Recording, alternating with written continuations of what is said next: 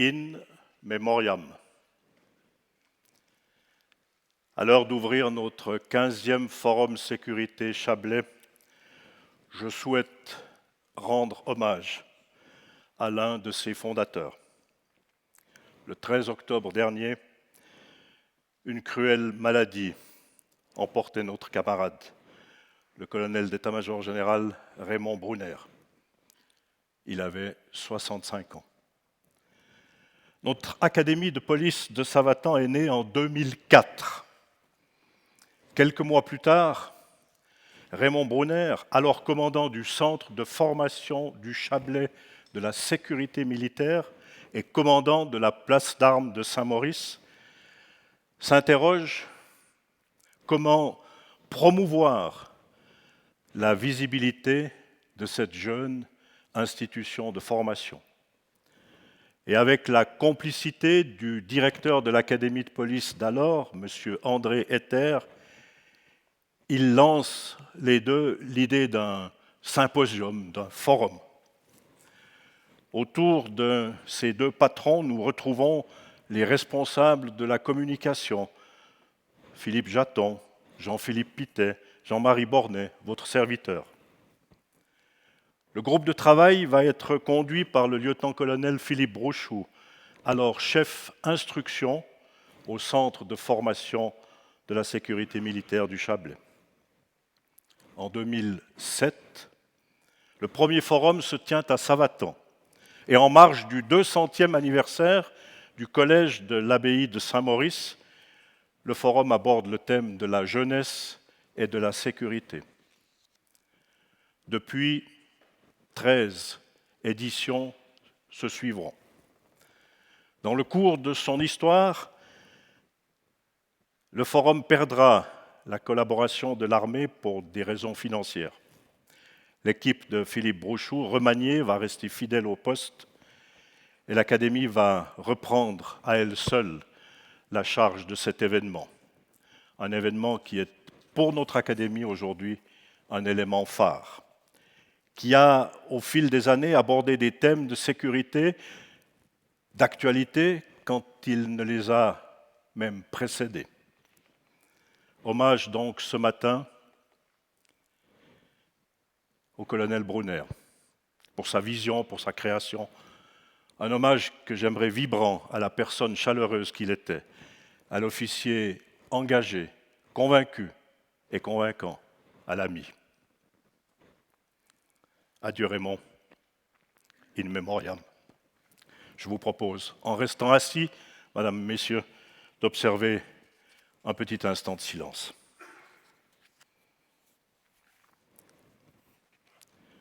Je vous remercie. Je vous souhaite une très très cordiale bienvenue à vous toutes et à vous tous, en vos titres, grades et fonctions. Merci de votre belle fidélité pour notre Forum Sécurité Chablais. J'aimerais saluer tout particulièrement la présence de Monsieur le général Pascal Ourteau.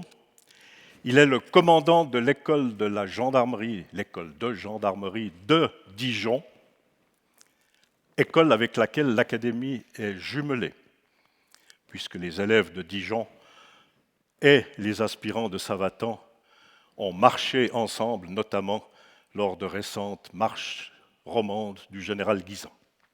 Vous avez fait la connaissance de Savatan hier, mon général, bienvenue aujourd'hui parmi nous. Je salue également au fond de la salle les aspirantes et les aspirants de la classe 4 de l'EA 122, leur titulaire de classe, le sergent-major Valentin Jacques Metta. Bienvenue à vous, profitez de cette matinée. Et j'aimerais saluer également très cordialement M. Jacques Bérat, président de Champéry, une commune qui pour la 9e fois accueille dans son palladium notre Forum Sécurité Chablais. Alors, je ne sais pas trop que dire, si c'est l'Académie qui est vraiment liée d'amitié avec la commune de Champéry, ou si c'est la commune de Champéry qui aime vraiment beaucoup l'Académie. Mais au fond, qu'importe. Monsieur le Président, merci de votre accueil, merci de votre soutien aussi. Nous écoutons très volontiers votre message de bienvenue. Et nous pouvons l'applaudir.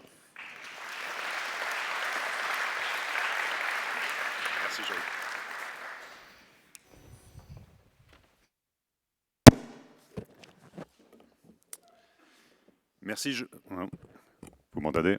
Merci Jean-Luc pour les présentations et les salutations. Au nom des autorités communales, je vous souhaite la bienvenue au 15e Forum Sécurité Chablais et pour la 9e fois, comme Jean-Luc l'a précisé, au Centre national de sport de glace de Champéry. Vous êtes dans un lieu emblématique de notre commune et de notre région, qui a le prestige d'être un site olympique. 2020, Jeux olympiques de la jeunesse. Alors, on doit un peu remercier la commune de Morges, qui n'a pas voulu prendre le curling. Nous avons eu la chance de le récupérer, puisque la commune de Morges ne voulait pas spécialement faire l'investissement dans la patinoire pour la mettre aux normes. Donc, site olympique pour les Jeux olympiques de la jeunesse. Mais aussi, en 2005, le Festival olympique de la jeunesse européenne, où le site de Champéry était un site névralgique, puisqu'il n'y avait pas que le curling, il y avait le short track, le biathlon et le ski alpin. Donc, une infrastructure importante pour notre région, région Nord du Midi, et pour notre commune. Qu'est-ce que Champéry? Champéry est un village-station de 1400 habitants et de 8 à 9000 lits touristiques, suivant combien on compte dans les appartements de résidence secondaire, des lits à étage ou pas. Mais moins de 10% de lits hôteliers, avec une longue histoire touristique aussi. Fin 19e siècle, premiers hôtels, dont un grand hôtel qui apportera rapidement une clientèle internationale et le développement du tourisme d'été. Premier tennis et tennis club vers 1880 déjà. 1906-1908, arrivée du train à Champéry, comme les autres stations du Chablais. 1939, premier téléphérique de Suisse romande, troisième de Suisse, un téléphérique à va-et-vient avec un débit de 100 personnes à l'heure qui était extrêmement important à l'époque, qui monte à Planachot ici au-dessus à 1800 mètres d'altitude. 1964-1966, développement du domaine skiable et première liaison avec la France, Morzine-Avoria, par le fameux pas de Chavanette, le mur suisse, pour les Français ou pour les gens qui ne connaissent pas le pas de Chavanette. 1987 à 1989, nouveau téléphérique. Vous avez parqué une partie d'entre vous sur le parking en face du téléphérique avec une liaison directe pleine montagne par le train. Et 2003-2004, reconstruction ici et aménagement du Centre national de sport de glace dans l'optique des Faugés. Et la suite. La commune, avec les acteurs touristiques et la population, travaille sur un plan de maintien et de développement des infrastructures afin de garantir une activité commerciale annuelle et augmenter l'attractivité d'habitation dans la région. Développement des liens avec la production agricole locale et promotion des produits en commun. Nous avons une région touristique intégrale, ensemble avec les deux communes voisines, Saveur Nord du Midi pour la promotion des produits agricoles et la Cavagne pour la vente. Fusion des remontées mécaniques Suisse SA, et je peux remercier aussi notre ancien président de Champéry qui est ici aujourd'hui, Luc Felet, qui a œuvré à cette fusion des remontées mécaniques avec participation au capital des communes de la région. Instauration d'un plan directeur du domaine skiable. C'est la première fois qu'en Valais, un plan directeur du domaine skiable est fait sur plusieurs communes. Projet 2025 du Palladium. Le 16, mercredi 16, dans 10 jours, nous présenterons à la population et aux résidents secondaires et à toute personne intéressée le futur de notre Centre national de sport de glace. On veut le transformer en un lieu de rencontre, de culture, de sport et de loisirs. La LAT et la Lex Weber font que nous devons réfléchir à des modèles différents. Il est certain que pour garantir l'avenir de notre station, il nous faut des lits touristiques.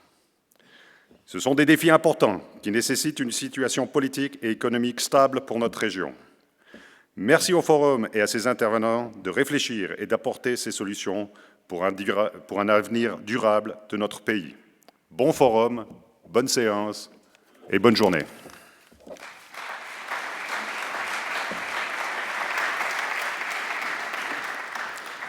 Merci Jacques.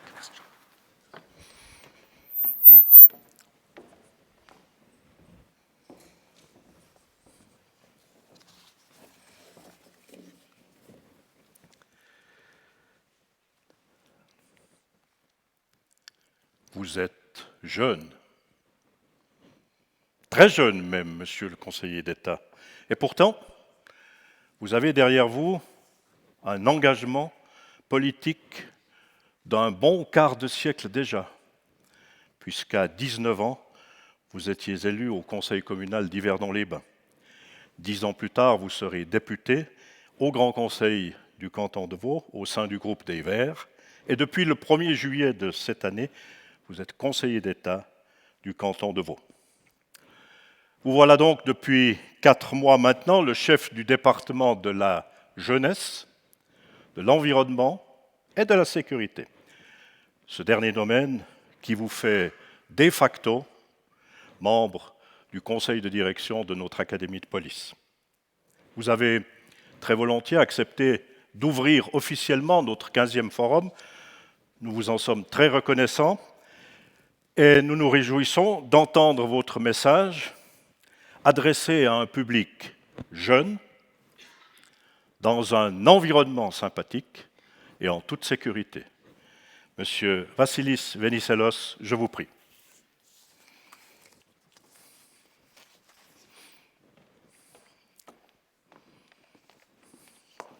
Merci.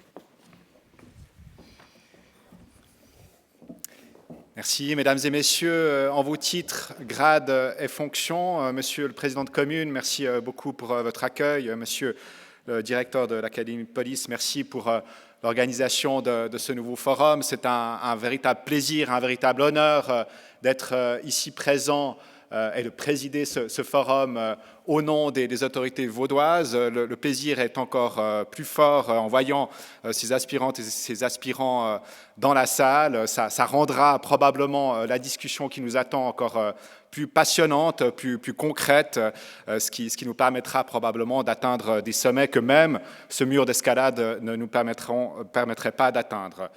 Voilà le titre et la description du forum qui m'est envoyé. Je cite, « C'est peu dire que nous vivons présentement et simultanément plusieurs crises qui s'enchevêtrent, sécuritaires, sanitaires, climatiques, énergétiques, sociales. Seraient-elles de nature à déséquilibrer notre pays, notre communauté ?» C'est ce que soulève ce 15e Forum Sécurité Chablais auquel j'ai le plaisir de participer aujourd'hui. C'est évidemment une question d'actualité, une question tout à fait pertinente, légitime, mais aussi stimulante. Permettez-moi, par un bref détour par l'Académie française et le dictionnaire de l'Académie française, de revenir à l'étymologie du terme. Le nom crise est emprunté au grec krisis, qui a d'abord le sens de faculté de choisir et celui d'accident d'ordre médical, brusque et inattendu. Or, c'est essentiellement ce deuxième sens qui est utilisé pour désigner un événement soudain qui vient troubler et bouleverser une situation jusqu'alors paisible. Donc, crise renvoie ainsi à une période conflictuelle, aux conséquences d'un sinistre grave, voire au manque d'un bien, d'un service, donc à une pénurie. Mais le terme fait référence en même temps au fait de prendre une décision. Une crise, dans le sens d'une instabilité ou d'un trouble, déstabilise nécessairement le fonctionnement d'un individu ou d'une collectivité. Ce vertige, ce sentiment de perdre pied nous a toutes et tous saisis pendant la pandémie de coronavirus.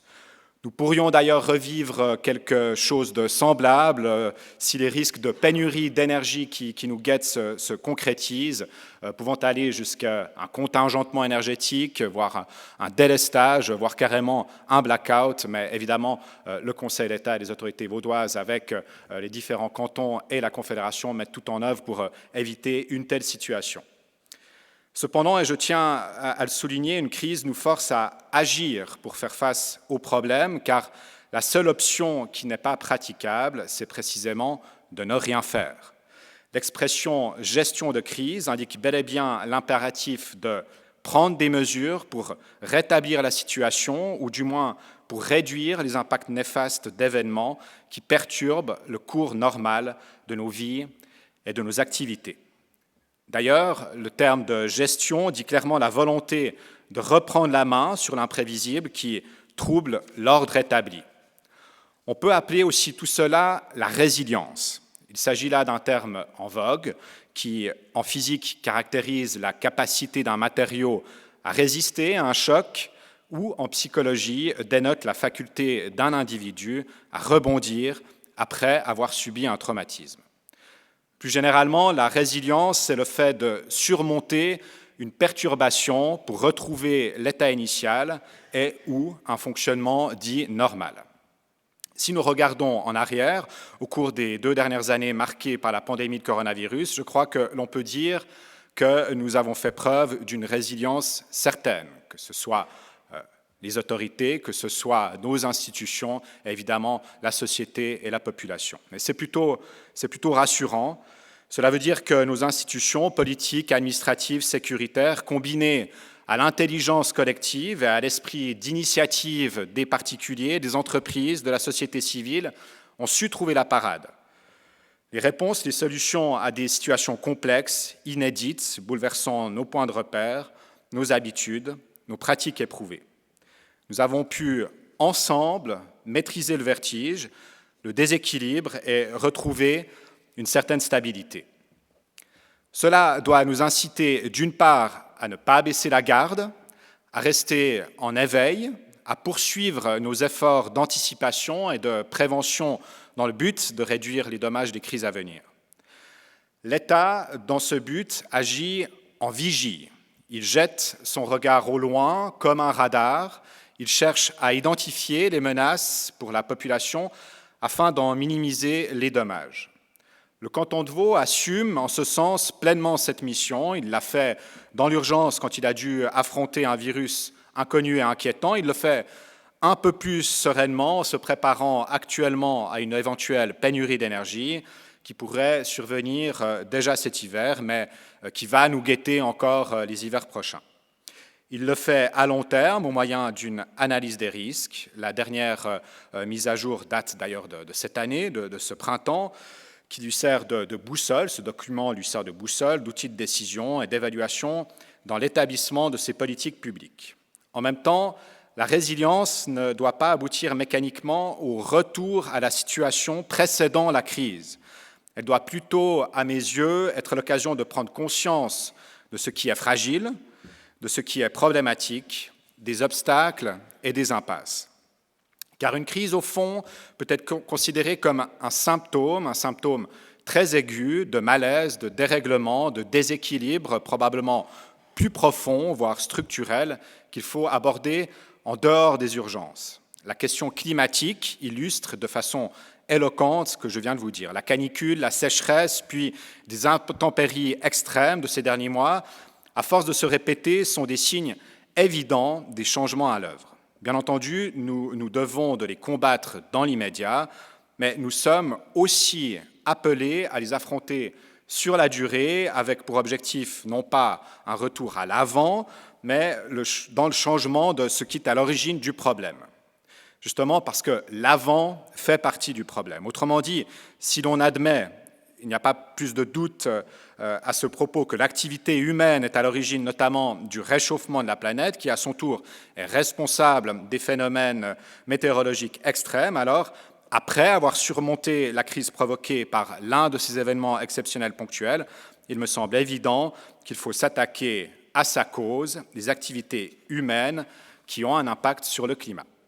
Nous devons réduire drastiquement nos émissions de gaz à effet de serre et adapter le territoire, l'agriculture, les communes à ces nouveaux extrêmes climatiques. Voilà pourquoi, pour ne vous donner qu'un exemple, le Conseil d'État a fait de la transition énergétique l'un des axes majeurs de son action, tout en se préparant à court terme à une possible pénurie de gaz et d'électricité. Autrement dit, la préparation à la gestion de crises systémiques apparaît désormais comme une tâche essentielle des pouvoirs publics. Plus nous agirons en amont des crises, plus nous nous protégerons de leurs conséquences douloureuses et néfastes qui frappent souvent plus durement les personnes, les groupes les plus faibles et fragiles de la société. Dans cette optique, la gestion de crise est l'un des axes du programme de législature du Conseil d'État. Alors ce dernier sera rendu public ce lundi, mais entre nous, ne dites surtout rien. Hein. Tout ce que je dis ici reste dans cette salle, évidemment, en tout cas sur ce sujet. Entre nous, je peux déjà vous l'annoncer, nous voulons booster la résilience du canton pour faire face aux risques. Alors comment? En renforçant la culture de gestion de crise au sein de l'administration cantonale, en soutenant les communes dans ce domaine et en analysant les capacités cantonales à faire face aux risques et aux crises dans le cadre d'une approche globale des dangers. Crise climatique, crise énergétique, crise migratoire, crise sanitaire. Les crises nous obligent à regarder en face les faiblesses de notre société, ses déséquilibres avec le vivant, ses inégalités crasses. Elles enjoignent les autorités à faire des choix, car le statu quo n'est évidemment plus possible. Et c'est bien pour cela que le mot « crise », dans son étymologie grecque, signifie aussi la faculté de faire des choix, de prendre des décisions. Et l'État doit l'assumer pleinement, car c'est une mission noble de prendre des décisions, une mission qui donne toute sa signification à nos engagements, qui met en exergue l'importance de l'État, qui doit à la fois gérer les crises et s'employer à les éviter. Résister certes à l'impact destructeur d'une catastrophe, mais oser aussi le changement destiné à éloigner le risque des crises à répétition. Je finirai sur cette expression allemande que j'apprécie particulièrement, die Qual der Wahl, qui pourrait se traduire littéralement par l'agonie du choix, ce qui signifie que face aux crises, les institutions sont en mesure de passer à l'action. Elles ne se sentent pas paralysées face à la gravité, à l'ampleur des phénomènes en jeu. Confrontées à son tour à l'agonie du choix, les autorités cantonales ont pris le parti de renforcer sa résilience dans tous ces domaines. Pour le canton, vous l'aurez compris, cette résilience va au-delà de la gouvernance, va au-delà de se doter de dispositifs certes essentiels de gestion de crise. Il s'agit également de réduire notre vulnérabilité aux crises. Il s'agit, en un mot, d'agir à la source des problèmes. Je vous souhaite un excellent forum. Je me réjouis de ces débats fructueux. Je vous remercie de votre écoute.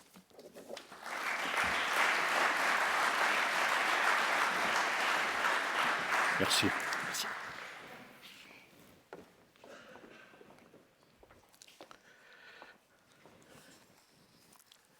Merci, Monsieur le conseiller d'État, pour vos propos qui nous mettent déjà sur la voie de notre discussion à venir. Mesdames et messieurs, il n'est pas l'heure encore de parler du dessert.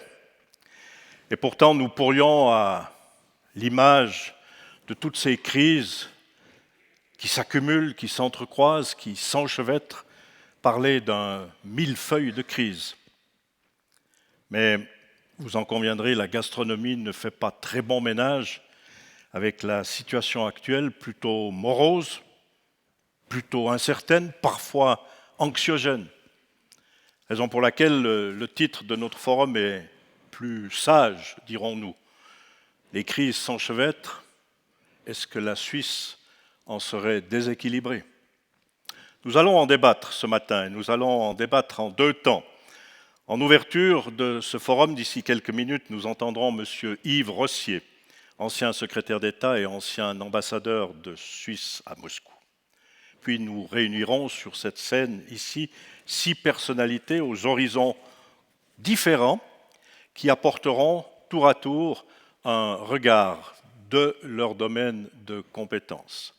Mesdames Jacqueline de Quatreau, conseillère nationale du canton de Vaud, ancienne conseillère d'État et marraine du drapeau de notre académie. Il est là. Madame Johanna Bundi-Riser, présidente de la Fédération suisse des fonctionnaires de police.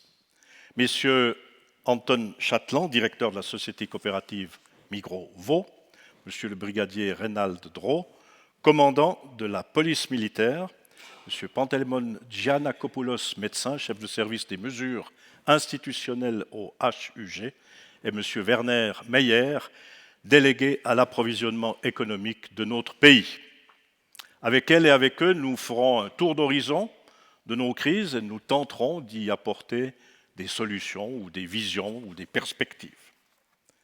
Il appartiendra, après le podium, à notre directeur, monsieur le colonel Alain Bergonzoli, d'apporter sa conclusion, des propos qui, je n'en doute pas, seront résolument orientés vers l'avenir.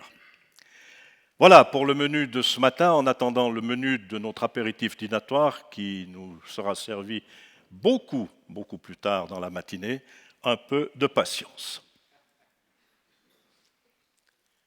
Yves Rossier, dans 10 jours, vous fêtez vos 62 ans.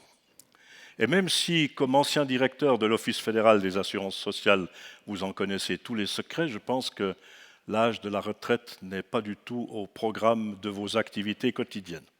Études en droit à Fribourg, à Bruges, à Montréal, concours diplomatique en 1993, secrétaire d'une commission des maisons de jeu, directeur des assurances sociales, vous êtes secrétaire d'État en 2012, puis ambassadeur de Suisse à Moscou. Et aujourd'hui, vous offrez vos expériences de vie et vos compétences, notamment au Centre pour le dialogue humanitaire, autrement dit le Centre Henri Dunant à Genève, un bâtiment, des corridors dans lesquels flottent 2 mots, la médiation et la diplomatie discrète. Vous avez ce matin spontanément accepté de participer à notre forum, nous vous en remercions très chaleureusement. Au fond, quel regard, au pluriel, portez-vous sur ces crises qui s'enchevêtrent aujourd'hui? Nous sommes impatients de vous entendre et surtout de savoir si vraiment notre Suisse pourrait être, ou serait même déjà, déséquilibrée. Yves Rossier, je vous prie.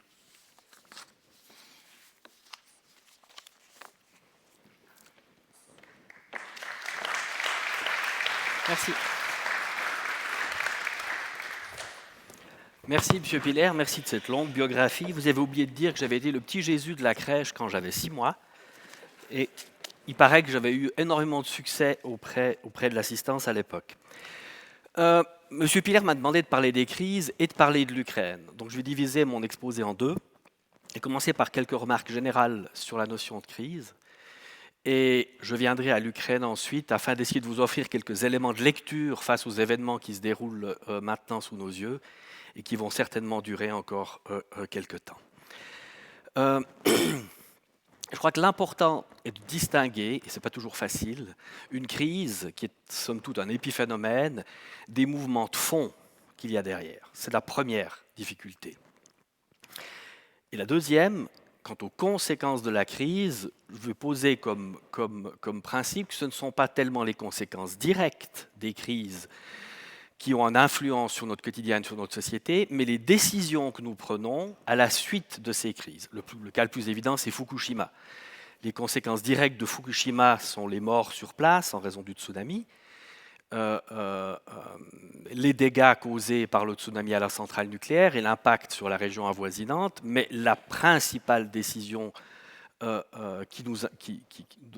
nous subissons les conséquences au cours aujourd'hui a été la décision de sortir du nucléaire qui a été prise par de nombreux États européens. À ma connaissance, seule la Belgique est revenue sur cette décision au vu de ce qui se passe aujourd'hui et de la pénurie d'électricité que l'on craint.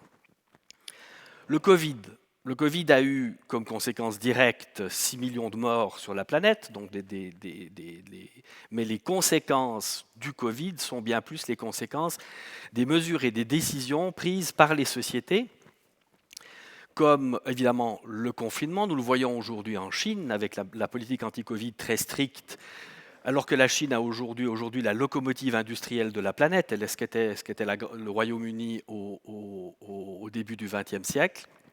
30% de la production industrielle est chinoise, et cet impact de cette politique Covid extrêmement stricte a une influence sur l'ensemble de l'économie mondiale. Il en va de même des injections financières qui ont été faites pour aider nos entreprises, d'abord nos entreprises, un peu les citoyens à surmonter cette crise, qui est la cause de l'inflation que nous vivons aujourd'hui et non pas la guerre en Ukraine. Injections qui se sont d'ailleurs poursuivies à la fin du Covid et à la levée des restrictions. Deuxième point qui me paraît important à souligner, c'est l'organisation du monde et l'organisation de nos sociétés.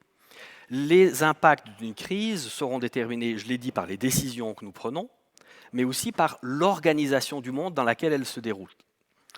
Je vais prendre l'exemple le plus flagrant, c'est la peste de Justinien. À la fin du VIe siècle, la peste ravage le Moyen-Orient, particulièrement la Mésopotamie, et cause environ entre 40 et 60 millions de morts, sont les historiens. Pourquoi?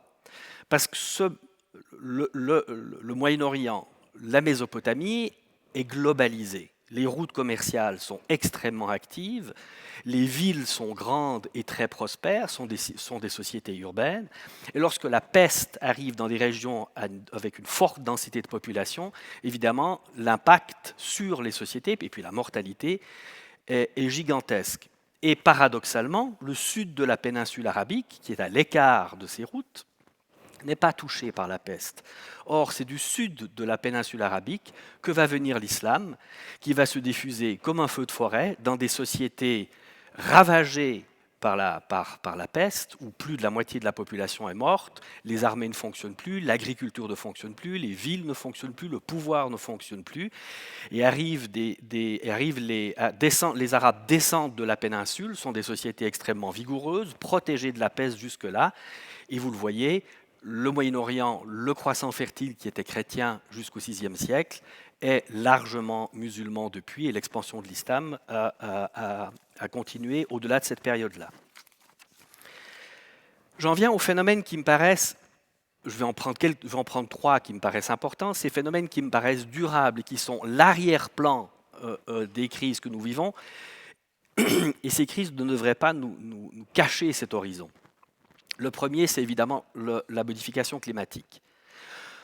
Le réchauffement global est une chose, bien sûr, mais les impacts, les conséquences parfois dramatiques du changement climatique frappent certaines régions beaucoup plus que d'autres. Les régions qui sont frappées sont des régions fragiles, généralement où les États sont fragiles, voire inexistants, où la population est dense. Prenez toute la bande sahélienne, où vous avez un taux de fertilité de 5 à 7% selon les pays. Vous avez une raréfaction des terres arables, un renforcement des luttes entre les éleveurs et entre les paysans, avec les impacts que vous connaissez, guerre civile, terrorisme, émigration, évidemment, qui souhaite rester dans une société qui s'effondre. Le deuxième point, c'est la démographie. Je ne pense pas à cette démographie-là, je pense à la nôtre de démographie, la démographie des sociétés développées. C'est la première fois dans l'histoire du monde que nous avons des sociétés où la majorité de la population a moins d'années à vivre qu'elle n'en a déjà vécu.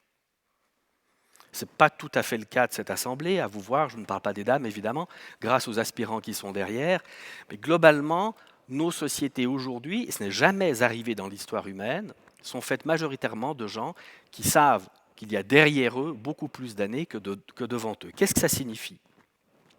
L'attitude vis-à-vis de l'avenir est complètement différente. Lorsque vous savez que le temps vous est compté, tout ce que vous espérez, c'est au mieux que les choses ne se dégradent pas.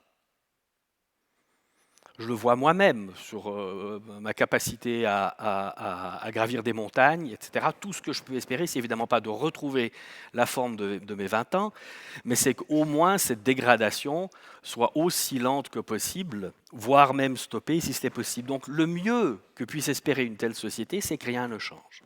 Et là-dessus se greffe évidemment la politique de la nostalgie.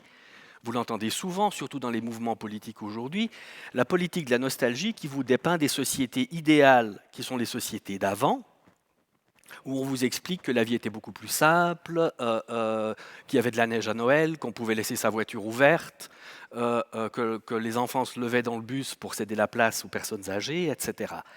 Ces sociétés idéales n'ont jamais existé. Ce que nous regrettons, c'est tout simplement notre jeunesse. La planète nous paraissait bien plus harmonieuse parce que nous avions 20 ou 30 ans, et non pas parce que les conditions étaient infiniment meilleures qu'aujourd'hui. Deuxième tendance de fond que je voudrais relever pour nos sociétés sont les changements culturels ou sociétaux, pour reprendre un adjectif à la mode aujourd'hui. Toute l'histoire de la société occidentale est une histoire d'émancipation. Nous voulons nous émanciper des contraintes qui nous empêche de vivre comme nous l'entendons. Vous le connaissez, ça a été la remise en question du pouvoir, c'était la remise en question de la religion, la remise en question de l'autorité. Et cette volonté que nous avons chevillée au corps d'émancipation, aujourd'hui a atteint des niveaux que personne ne pouvait imaginer il y a 20 ou 30 ans. Nous pouvons contrôler le début de la vie avec la contraception et l'avortement, la fin de la vie avec l'euthanasie, le suicide assisté que nous avons en Suisse, la durée de la vie, évidemment, avec les progrès de la médecine, mais aussi des éléments biologiques qui sont, par exemple, les changements de sexe, le fait qu'une personne puisse choisir son sexe. Vous voyez donc toutes ces... La ligne de fond reste ce souci d'émancipation. Toutefois, ce changement radical ne profite pas de la même manière à tout le monde.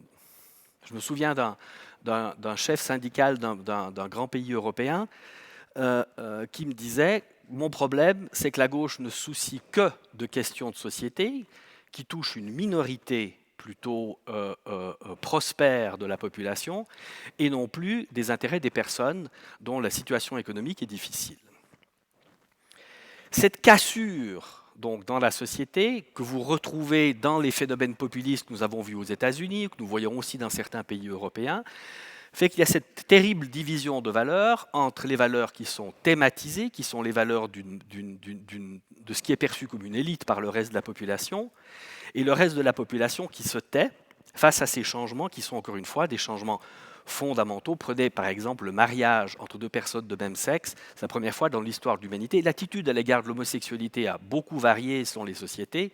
Le mariage entre deux personnes de même sexe, homosexuelles ou pas d'ailleurs, est une innovation qui n'a jamais eu lieu dans l'histoire de l'humanité jusqu'à aujourd'hui. La deuxième difficulté dans une société fondée sur l'émancipation est celle de trouver des valeurs communes. Si toutes les valeurs sont admissibles, la seule valeur commune que l'on pourrait éventuellement identifier, c'est la tolérance, mais la tolérance n'est pas une valeur. La tolérance est une attitude que nous avons vis-à-vis des valeurs que nous ne partageons pas. La tolérance en soi est une boîte vide, et vous le voyez avec le tribalisme, le fait que l'on va se réfugier systématiquement, grâce aux réseaux sociaux notamment, à échanger avec des personnes qui partagent les mêmes valeurs que nous, toutes les valeurs étant identiques. À quoi bon les discuter, à quoi bon les débattre et à quoi bon essayer de trouver un chemin commun? Je me souviens d'une personne qui me disait il y a quelque temps, vous savez, M. Rossier, moi je ne crois pas au Covid. Et je n'ai pas très bien compris ce qu'elle voulait dire. J'aurais compris qu'elle me dise « je ne crois pas au bon Dieu » ou « je ne crois pas à quelque chose ». Mais comment peut-on croire ou ne pas croire au Covid? Mais à partir du moment où elle le posait comme un acquis, toute discussion était absolument peine perdue, comme je n'ai pas tardé à m'en rendre compte d'ailleurs. Le troisième est la crise de la démocratie représentative. Et là, nous avons je crois que la clé de la lecture est la clé économique. De 2005 à 2020, 65% des ménages dans les pays développés ont vu leurs revenus diminuer ou stagner. Durant la même période, la planète s'est évidemment mieux portée, globalement, grâce notamment à la Chine, mais les inégalités sociales ont été considérablement creusées, aussi à cause de la déréglementation du secteur financier, avec des multiplications par 100, par 1000 ou par 10 000 des plus hauts salaires. Encore une fois, je crois que dans une société, les inégalités sociales peuvent être acceptables à deux conditions. Elles doivent sembler justifiées, et c'est difficilement le cas lorsque vous voyez, par exemple, le salaire des dirigeants du Crédit Suisse, dont on ne peut pas dire véritablement qu'il s'agit d'un salaire justifié par la prestation. Et la deuxième chose, l'existence d'un ascenseur social. Si vous savez que cet ascenseur social vous est ouvert, l'inégalité sociale vous paraîtra justifiée. Or, sur ces deux points, il y a une brisure. Il y a une brisure aujourd'hui. Touchés sont non pas les gens qui vont mal, nous n'allons pas vraiment mal, mais ceux qui craignent d'aller mal plus tard. Je vous parlais de cette vision de l'avenir de nos sociétés vieillissantes. Et les gens ne vont pas dire « je vais mal », mais ils vont vous dire « le pays va mal ». Où le pays va dans une mauvaise direction.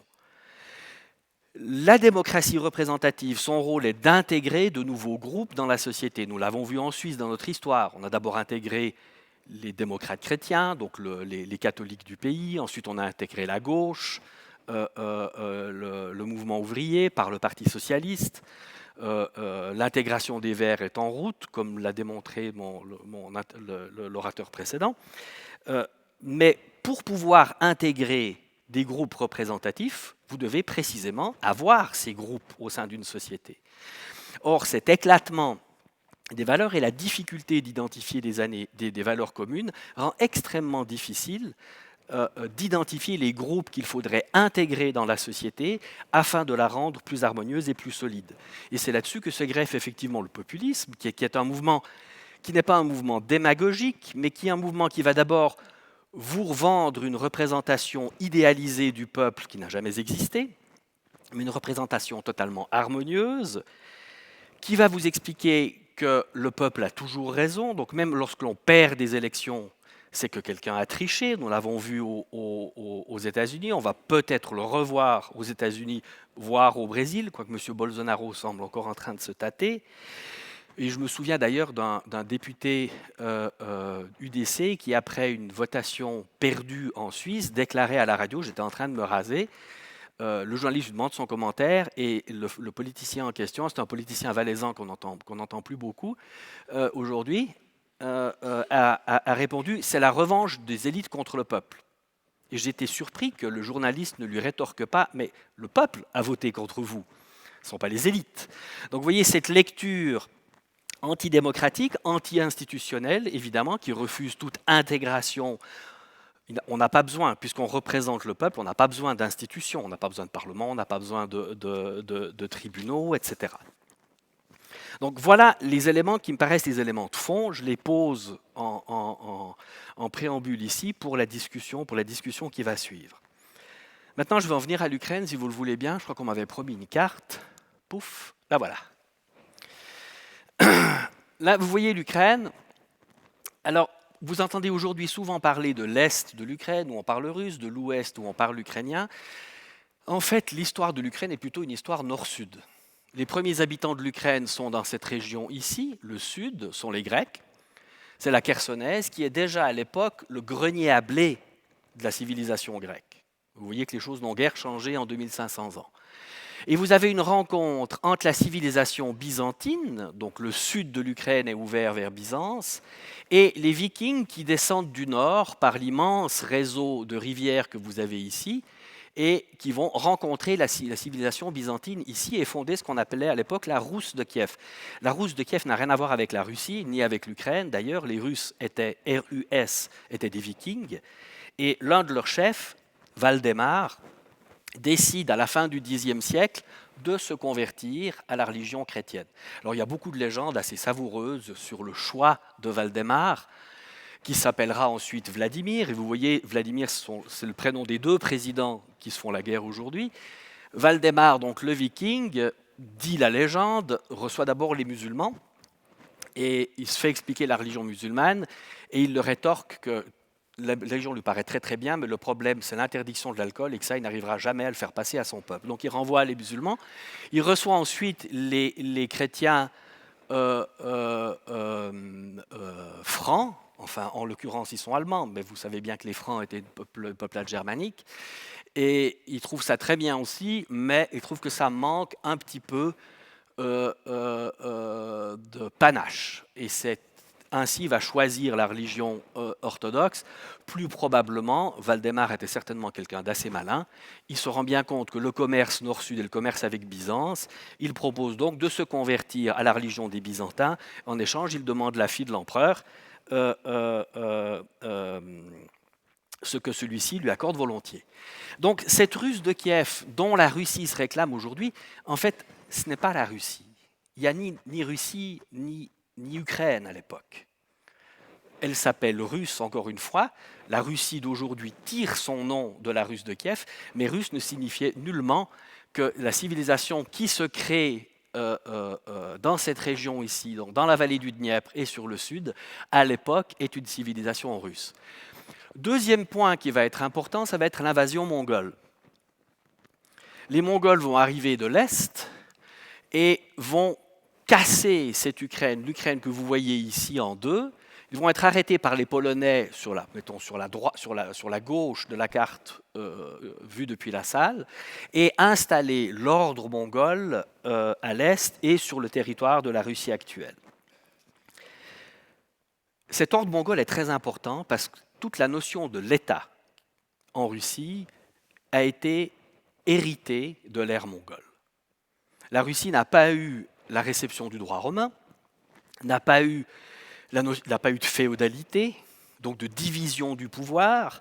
Le roi, le chef en Russie à l'époque, est celui qui collecte les taxes pour les Mongols, donc c'est donc un collaborateur.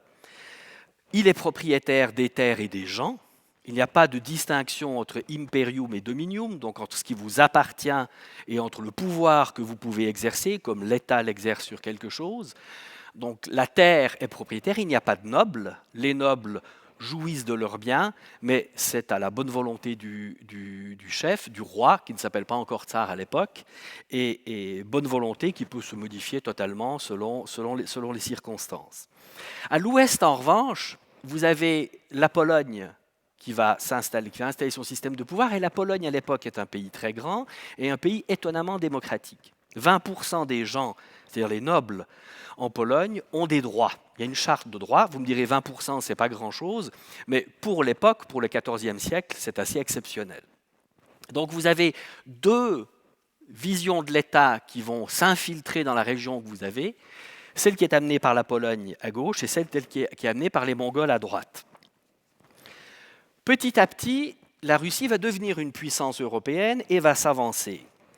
Dans la région sud, j'essaie de trouver mon laser. Non, je vais peut-être commencer par l'Est. Au XVIIe siècle, après une guerre entre la Pologne et la Russie, toute la rive gauche du Dniepr, y compris la ville de Kiev, est intégrée à la Russie, dont le centre a été déplacé à Moscou entre-temps. Le sud est ottoman. Donc le sud, Kherson, d'ailleurs vous voyez bien, Kherson c'est même un nom grec, ce n'est pas du tout un nom slave. Le sud est ottoman, et c'est lorsque Catherine II élimine le Khanat de Crimée à l'époque et construit de nouvelles villes comme Mariupol, Mélitopol, Kherson, Odessa, sont toutes des villes nouvelles construites par Catherine II à la fin du XVIIIe siècle dans une terre qui s'appelle, les Russes l'appellent encore aujourd'hui comme ça, la Nouvelle-Russie, Novaya Rossiya. Donc vous voyez que cette Ukraine est extrêmement diverse dans son histoire, dans sa population. Une petite partie de l'Ukraine, ici, qui s'appelle la Galicie, va rester austro-hongroise, puis polonaise, jusqu'à la Deuxième Guerre mondiale. Et ce n'est qu'à la fin de la Deuxième Guerre mondiale, avec Staline, que tout ce que vous voyez, tout ce que vous avez maintenant sous vos yeux, devient soumis au pouvoir russe. Donc vous voyez que c'est un pays extrêmement jeune. C'est un pays extrêmement jeune qui partage beaucoup d'éléments de son histoire avec la Russie actuelle, mais qui a néanmoins une position très particulière dans l'Europe orientale, et je vais y venir dans quelques instants, dans l'histoire de l'Europe en général. Trois mots importants sur la Russie. D'abord, la terre. Vous ne comprenez pas l'histoire de la Russie si vous ne comprenez pas que le gros problème en Russie a toujours été le manque de terre. Ça vous surprend peut-être quand vous voyez la carte, vous avez l'impression que c'est certainement quelque chose qui ne devrait pas manquer. Eh bien non, l'immense partie de ces terres sont des terres peu fertiles, placées dans des zones climatiques difficiles où la période de récolte et la période de semaille est très très courte. Et les bonnes terres, les terres riches, les terres les plus riches d'Europe, sont sur une bande sud de la Russie, mais essentiellement dans l'Ukraine que vous avez sous les yeux. Donc la terre d'Ukraine est la terre la plus riche. Et cette terre va attiser le pouvoir nazi. Vous vous souvenez qu'Hitler voulait envahir l'Ukraine pour y installer des colons, éliminer les Slaves sous hommes et installer des colons allemands, et détournera même ses armées de la bataille de Moscou afin d'assurer son emprise sur l'Ukraine durant la Deuxième Guerre mondiale. Je l'ai dit, la terre est pauvre, donc les gens ont tendance à partir. Lorsqu'Ivan IV, le Terrible, prend la ville de Kazan, 2 millions de paysans russes décampent vers le sud à la recherche de ces terres plus fertiles. Le servage, qui n'est pas l'esclavage, Le servage a donc pour but d'attacher les paysans à la terre, parce que si les paysans partent, la terre ne produira plus jamais rien, et ceux qui vivent du travail de ces paysans, évidemment, verront le revenu considérablement diminuer. Donc le servage est pour le pouvoir russe une manière d'attacher les paysans à la terre et de faire en sorte qu'ils ne la quittent pas et qu'ils y resteront malgré tout. C'est aussi la terre qui va probablement être une des raisons de la prise du pouvoir des bolcheviks. Les bolcheviks, qui sont une toute petite minorité en 1917, alors que la Russie est peuplée à 80% de paysans, vont faire deux promesses: la paix tout de suite à n'importe quel prix, et deuxièmement, la terre aux paysans. Évidemment, c'est une promesse qu'ils ne vont jamais tenir, mais c'est une promesse qui suffira pour remplir, pour assurer la conscription au sein, enfin, ce qui est le recrutement de l'armée rouge. Deuxième point, l'empire. La Russie est un empire, mais c'est un empire qui se construit par accrémentation sur ses frontières. Ce n'est pas une métropole et un outre-mer comme la plupart des autres empires européens. Donc, lorsque cet empire s'écroule, c'est votre pays qui disparaît. Et cet empire va s'écrouler plusieurs fois. Il s'écroule en 1917 et il s'écroule à nouveau au début des années 90. Ce traumatisme est donc dû au fait que la Russie est un empire. Elle n'en a pas un, elle en est un. Vous vous souvenez probablement du seul vote totalement libre qu'il y a eu en URSS en mars 1991, où l'on a demandé aux citoyens de l'Union soviétique: est-ce que vous voulez conserver votre pays? Pas le pouvoir soviétique, évidemment, pas le Parti communiste, etc., mais votre pays. Et le résultat a été 78% de oui, y compris en Ukraine. Pour être tout à fait exact, il faudrait dire que les Baltes ont refusé de participer à ce référendum, les Géorgiens aussi, mais globalement, les Russes et les Ukrainiens et les Biélorusses ont vu disparaître un pays auquel ils étaient malgré tout encore attachés. J'ai parlé du pouvoir, j'ai parlé de l'empire et j'ai parlé de la terre. Ce pouvoir, donc hérité des Mongols, est un pouvoir qui va être toujours vertical, fondé sur la coercion. L'empire russe se construit non pas avec une volonté d'intégration, comme les écoles françaises en Afrique qui parlaient de nos ancêtres les Gaulois dans les manuels scolaires. Le tsar ne demandera pas une intégration ou même une conversion. Les conversions obligatoires vont disparaître très très vite. On demande simplement de respecter le pouvoir en place et de ne pas le mettre en cause. Vous voyez que c'est quelque chose qui est encore le cas aujourd'hui. Prenez l'exemple de Ramzan Kadyrov, qui est le chef de la Tchétchénie. La Tchétchénie est de fait un pays totalement indépendant, où M. Kadyrov fait absolument ce qu'il veut, et où les lois russes ne sont absolument pas appliquées, mais à une condition, c'est-à-dire qu'ils soutiennent et respectent le pouvoir à Moscou. Cette condition étant remplie, il peut faire strictement ce qu'il veut en Tchétchénie aujourd'hui. Cette centralisation du pouvoir qui est remise en place après le chaos des années 90, ce chaos des années 90 a été vécu très mal par les Russes. Je vous donne un seul exemple. En 1993, 20 000 Russes sont abattus par des échanges de coups de feu entre gangs dans la rue. 20 000. Alors c'est un grand pays, mais 20 000 morts, ça fait quand même beaucoup. Donc lorsque le président Poutine est élu, il le dira lui-même, il dit: je veux restaurer la verticalité du pouvoir. Et ça, c'est quelque chose qui a été fait systématiquement jusqu'à aujourd'hui, à tous les points de vue. La centralisation des finances. La Russie n'est pas un pays fédéral. Toute la distribution des finances aux régions et aux républiques vient de Moscou. Le contrôle des médias. Le contrôle de ce qu'on appelle les oligarques, qui ont disparu en Russie, parce qu'un oligarque a du pouvoir, sinon il ne serait pas oligarque. Vous avez des gens extrêmement riches en Russie, mais à la différence de l'Ukraine, ils n'exercent absolument aucune influence sur le pouvoir. Vous avez la reprise en main de l'économie, non pas par idéologie socialiste, mais à 13%. La part de l'État dans l'économie était de 13% sous Yeltsin, elle est de 70% aujourd'hui. Vous avez l'existence des liens personnels et puis une absence totale de contrôle social sur le pouvoir, hormis, étonnamment, les sondages qui sont une manière qui reste, comme l'Institut Levada, qui reste relativement fiable et qui sont une bonne manière d'informer le pouvoir sur le sentiment de la population. Si je dis fragile, et ça aussi c'est important pour ce qui se passe aujourd'hui, ce pouvoir est évidemment fragile. Lorsque tout le pouvoir est construit sur une verticalité, lorsque celle-ci est cassée, c'est le chaos. Et ça, nous l'avons vu en 1917. Et chaque défaite militaire, et ça aussi c'est très important aujourd'hui, et les Russes le savent très bien, chaque défaite militaire entraîne en Russie des réformes, des révolutions, le départ du tsar, voire sa mort violente ou paisible, mais sa mort néanmoins. C'est le cas de la guerre de Crimée, qui entraînera les réformes auxquelles suivront les réformes d'Alexandre II, l'abolition du servage, l'introduction de la conscription, la réforme agraire. C'est le cas de la guerre contre les Japonais en 1905. La défaite contre les Japonais entraînera la révolution de 1905. Et puis évidemment, la débâcle de 1914 est certainement une des conditions essentielles qui ont mené à la révolution bolchevique.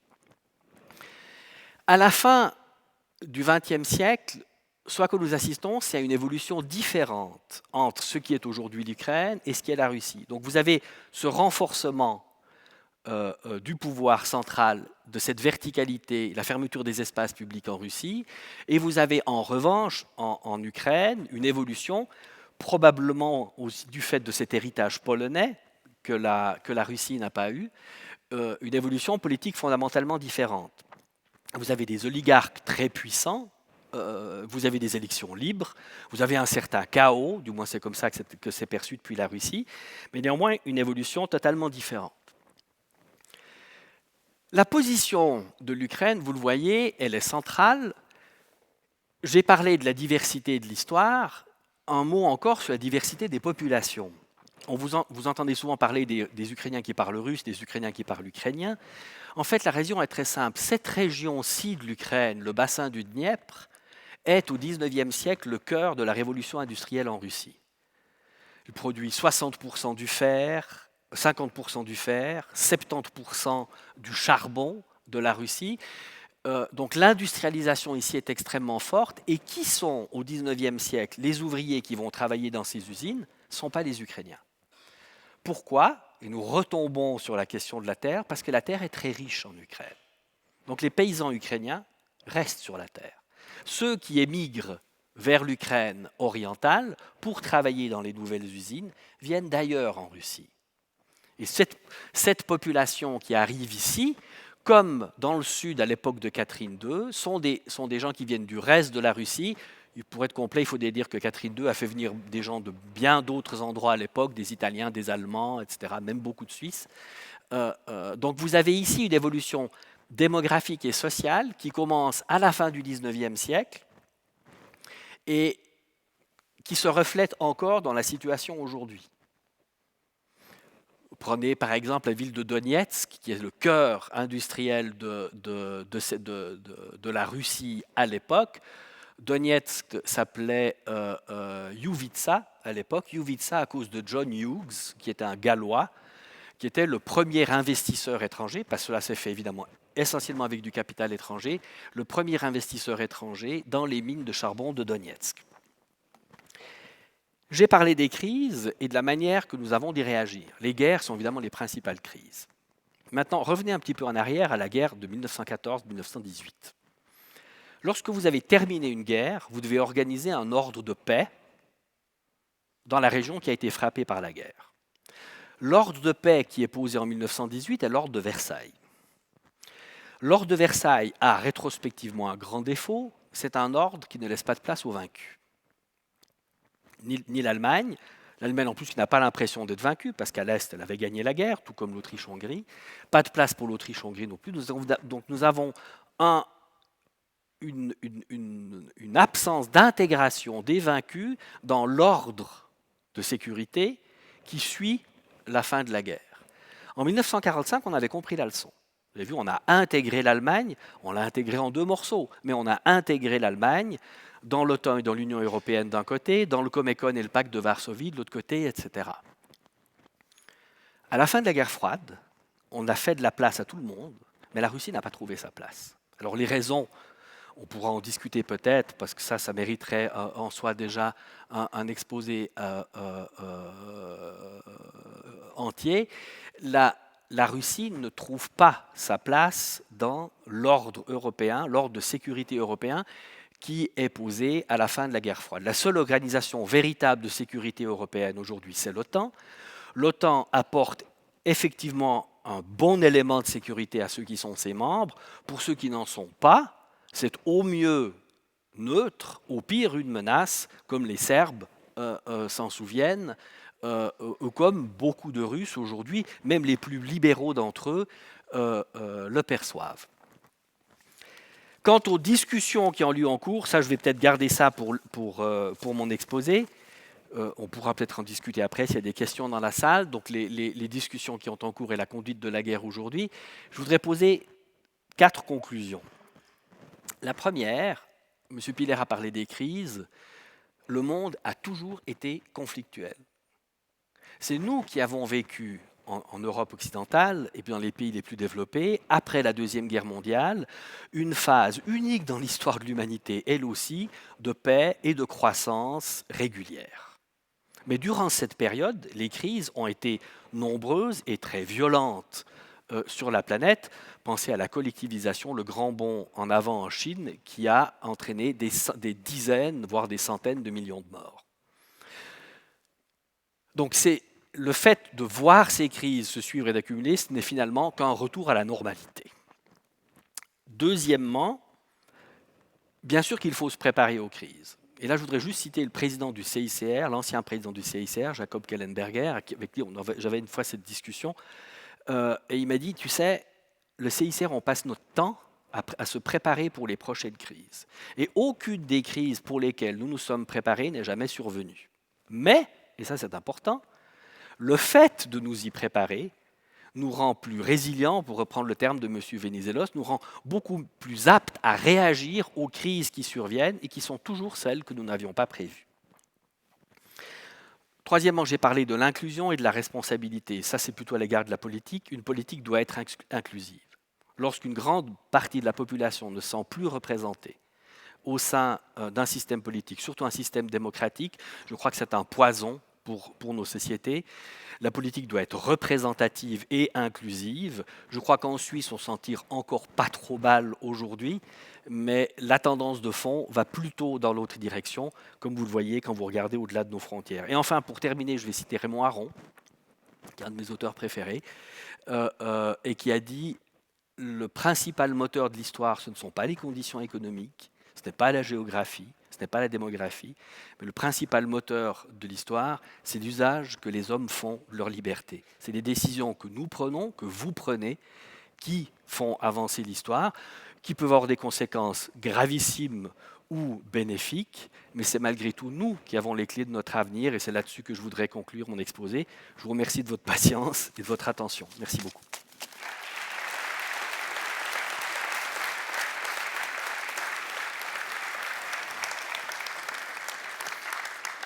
On retourne là-bas. Ça va ? Merci infiniment, Yves Rossier. Petit Jésus, une fois d'une crèche, dont certainement la Vierge Marie a gardé le meilleur des souvenirs. Voilà, mesdames et messieurs, je vous propose en ce moment de la matinée de faire une pause et je vous offre très généreusement une vingtaine de minutes de pause afin de pouvoir échanger entre vous, voire rencontrer l'un ou l'autre de nos orateurs. Et nous nous retrouvons ici à 11h moins 5 pour la poursuite de notre matinée. Bonne pause, merci.